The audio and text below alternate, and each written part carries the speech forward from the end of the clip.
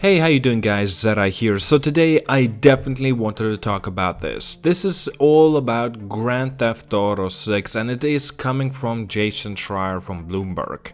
Now, regarding Jason Schreier, I don't know if you already know guys, but basically he's extremely reputable sources and leaker that actually anytime he mentions anything, it's basically a real deal. Anytime when he's touched on something, it always comes to fruition. I don't remember even once that when he was, well, wrong.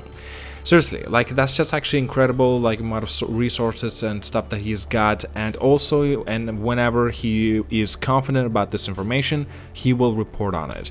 And as he did with this information regarding of Grand Theft Auto 6 and also some changes within of the Rockstar Games studio, it actually seems like it is going in a very positive light. And as such, basically the reports that coming from Bloomberg that actually there's been going on that the Rockstar has overhauled its workplace culture, and also that's including that the Grand Theft Auto 6 will have will feature a playable female protagonist for the very first time. He also mentions that she's a Latina, and also there will be a pair of leading characters, basically have an influence of Bonnie and Clyde. Hopefully I'm not butchering the name. It's Bonnie and Clyde, I believe so. By the way, if you want to know who Bonnie and Clyde are, basically they are an American criminal couples who traveled to the central United States with their gang during the Great Depression. The couple also known for their bank robberies, although they prefer to rob small stores and rural funeral homes. So they actually have very popular relationship and also history. So this actually kind of makes it interesting and kind of a different take for a Grand Theft Auto game. So the working title for the Grand Theft Auto 6, at least its name is codenamed Project Americas. And also the main location will be indeed a fictionalized version of Miami, and including its surrounding areas. The game will overall be evolved, right? It's going to be evolving over the time and will be indeed adding new cities and places. The game world is already very large, and including in its interior locations far more than the previous Grand Theft Auto games. This is awesome. I always wanted to see Grand Theft Auto games having more interior locations instead of actually having a grander and bigger world. Is like we say, right? It's always better, more dense and more interesting and more things to do within the world that are not at least repetitive. But in Grand Theft Auto state, as it has been going with anyway, especially with Grand Theft Auto 5, like, you know, bigger is better. That's what the assumption was. But now that we already have seen bigger, it's obviously not better. We want more denser is better. But not necessarily being a repetitive thing. That's actually important. Oh, please don't be repetitive. Now, I've touched on this already regarding of some of the changes at the Rockstar Studios since 2018. So more producers help to avoid overtime, so there's less crunch situation. Schedule changes has been also implemented, conversation of contractors to the full-time employees, removal of abusive employees, new mental health and of course the leave benefits. Staff is actually far more flexible this time as well and with their time, so this is also very good news. Now we don't know, will this imply that the game is going to be well far less, how can I say, denser or far less interesting compared to like Red Dead Redemption 2 was? If you guys already know, with the reports again from coming from Jason Schreier, Red Dead Redemption 2 had extreme awful working hours that they had to do for the Red Dead Redemption 2, and I believe that's actually included of Grand Theft Auto 5.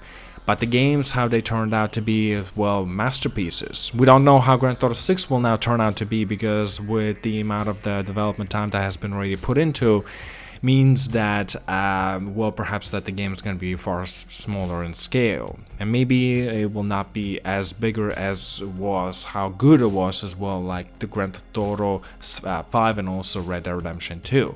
Again, like people like to say, blood and sweat and tears usually what makes these games incredible. But we will see how this actually will turn out to be for their new Rockstar Studios and with the new changes that has been going on within it as well. And we shall see, we can make that kind of comparison with Grand Theft Auto 5 and Grand Theft Auto 6. And is it truly like a better game now? Because developers have far less crunch time and, you know, in this case, a lot more happier and go-doers of these developers. And so it goes, you know, good news for that, of course, I'm not going to deny that.